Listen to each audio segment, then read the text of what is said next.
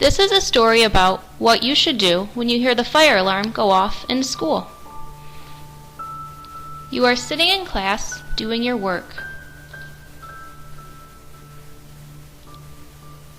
You hear the fire alarm go off. You feel very upset and scared. Do not panic, you are safe. Remember to take your headphones out of your desk and put them on. This will help you with the noise. Line up safely and quietly with your class.